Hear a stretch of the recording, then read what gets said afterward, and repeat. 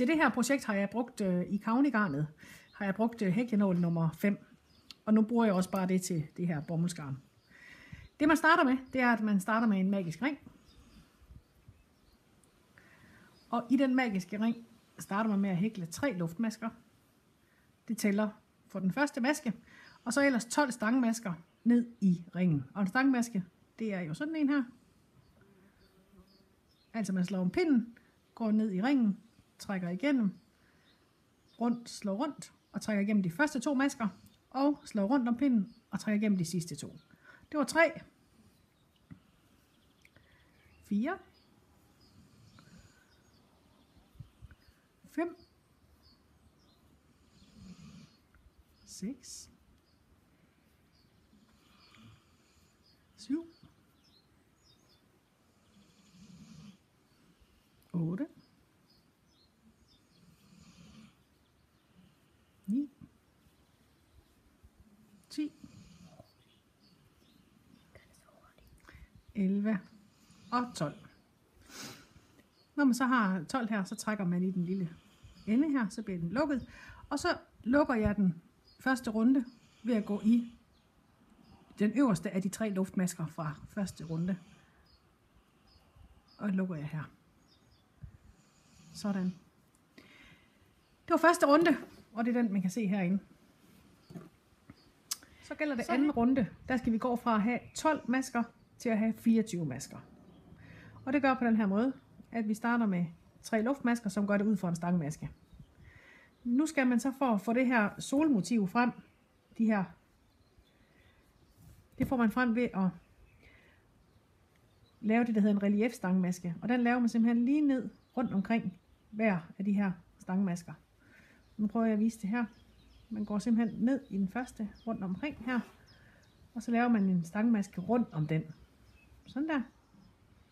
Og så skal man finde den næste almindelige stangmaske, som ligger hernede fra første runde, og laver en stangmaske ved den.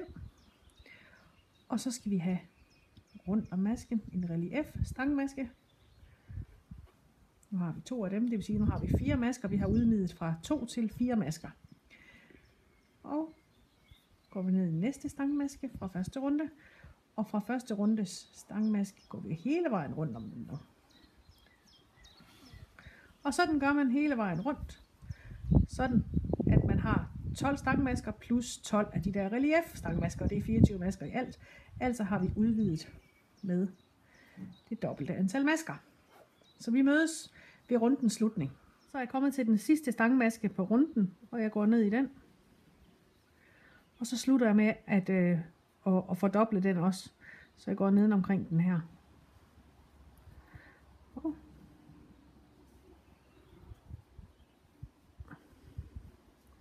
Sådan der. Og så lukker jeg runden ved at gå op i den tredje af de luftmasker fra den første runde. Og det er her. Og så lukker jeg runde 2. Og så har vi dem her. Det var runde 2. Så går vi til runde 3. Og der skal vi så have 2 stangmasker imellem hver af de her relief stangmasker. Lige før havde vi kun 1 maske imellem hver. Nu skal vi have 2 masker. Så vi starter runden med at tage 3 luftmasker. Så skal vi ned og have fat i den her fastmaske, eller stangmaske, så vi nu har 2 stangmasker. Og så skal vi have fat i den første relief, sådan at vi fortsætter solens stråle ud her. Sådan. Og så går vi videre ned her. 1 og 2. Og så skal vi ned og have fat rundt om den her. Nu kan I godt se, at nu er der 2 masker imellem hver. Og det gør man hele vejen rundt. Vi mødes i slutningen af runde 3. Jeg er kommet til de sidste 2 stangmasker på 3. runde. Jeg går ned i den næste sidste her. 1, 2. Og så slutter jeg med at gå rundt om den sidste solstråle. Vil jeg hellere kalde den en relief stangmaske. Sådan der. Og så lukker jeg igen i toppen af de 3 luftmasker. Sådan. Det var runde 3. Nu skal vi til runde 4, og der skal der så være 3 stangmasker imellem hver solstråle. Så nu er vi oppe i den sidste runde, som jeg har lavet. I princippet kan man jo lave lige så mange runder man vil, og solen bliver bare større deraf. Men altså, jeg viser lige, hvordan man starter runde 4 med 3 luftmasker. Og så går man i den første stangmaske her. Det var 2. Og så har vi 3 nu, og så skal vi ned og have fat i reliefstangmasken. Og der igen her, er det en god idé lige at skubbe den lidt til side, så man får fat i den her inden, for ellers så ender man jo kun med de 2 her. Man skal ind og have fat i den, der ligger meget tæt på den her reliefstangmaske. Så altså 1, 2 og 3. Og så går man rundt om stangmasken. 1, 2, 3 og rundt om stangmasken. Så vi mødes hen ved slutningen af runden. Jeg er kommet til de sidste 3 stangmasker. 1, 2, 3 og så min relief, og der slutter runden. Og jeg viser lige med en smart måde, hvordan man kan lukke på, så man får en helt rund cirkel. Altså 1, 2,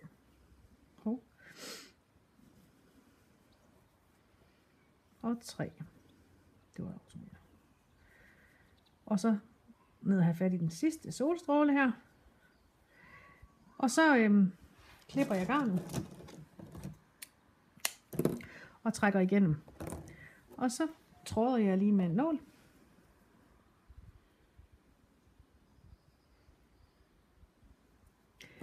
Det jeg så gør, det er, jeg går ikke i den her 1, 2, 3 længden til at starte med. Jeg går i den første stangmaske. Går ind herfra. Forfra. Og så går jeg ned i den her. Altså den første bagerste maskeled sammen med nummer 2 her.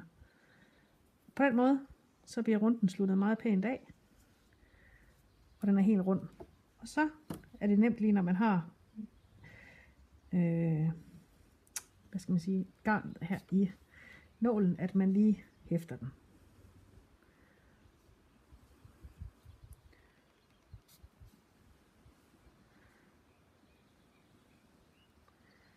Sådan der. Yes. Og så klipper man bare enden af. Sådan. Og den sidste, og den her nede, den hæfter man selvfølgelig også, og det får lagt ind. Så har vi jo cirklen her.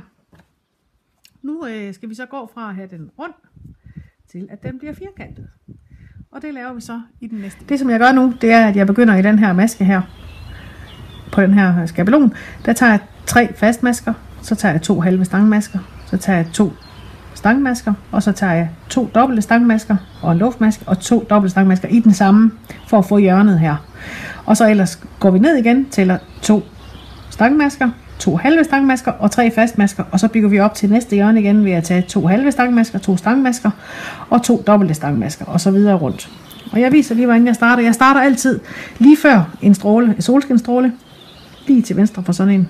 Så det er der.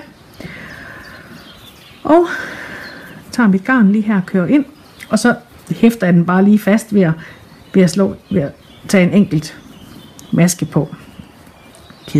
Kædemaske, tror jeg det hedder.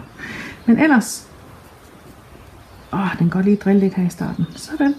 Så laver jeg den første stangmaske hernede i, eller fastmaske er det. 1, 2 og 3. Det var 3 fastmasker, så skal vi have en halv stangmaske. Og dem skal vi have 2 af. Det var 1, 2.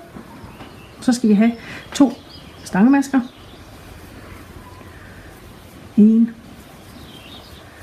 2. Og så kommer den her maske, hvor vi skal lave alle de her masker i. Så vi starter med at slå 2 gange rundt om pinden. Og så gennem 2, igennem 2, igennem 2. 2 gange rundt om pinden. Ned, igennem 2, igennem 2, igennem 2. Så laver jeg lige en enkelt maske. Og så kører jeg ned i hullet igen til nummer 3. Nu fik jeg ikke slået 2 gange rundt om. Det skal man selvfølgelig 1, 2 rundt om. Sådan. 2, 2 og 2. Og en gang, sidste gang her. 1, 2, 2. Sådan her. Så går vi videre, så skal vi jo bygge hjørnet nedad, eller så skal vi, så det bliver lige heroppe. Så vi skal bruge 2 stangmasker. 1, 2 halve stangmasker og 3 fastmasker. Og så bygger vi op igen. 2 halve stangmasker.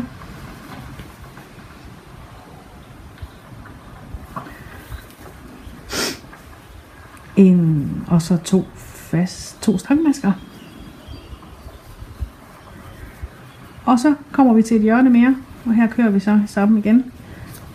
2 af de dobbelte her. En imellem. Kan vi klippe i det, og så når du kommer til hjørnet, så... Ja, lige et øjeblik. Vi tager lige en mere masse her. Så. Nu har I set, hvordan jeg laver 2 hjørner. Så vi mødes herom, når vi når slutningen. Jeg kun lige de sidste masker her. Her har jeg mit hjørne. Så nu tager jeg 2 stangmasker. 1, 2. Og så mangler jeg 2 halve stangmasker. Så er jeg fremme ved begyndelsen af runden. Sådan der. Og den sætter jeg sammen ved hjælp af en kædemaske i den første stangmaske. Sådan der. Så har vi firkanten. Jeg synes så det er pænt at have 2 runder. Man kan også have 3 runder. Og den næste runde, det er kun stangmasker, vi kører med der. Så jeg viser lige over 2 hjørner, hvordan det gøres. Jeg starter med at slå 3 masker op. Det gælder for den første. Og det er jo den her. Så den næste, den ligger her. Og her.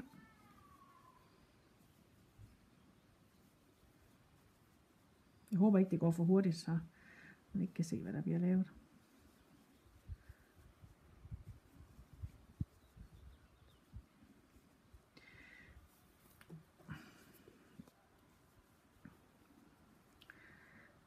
Og sådan her. Når vi så kommer til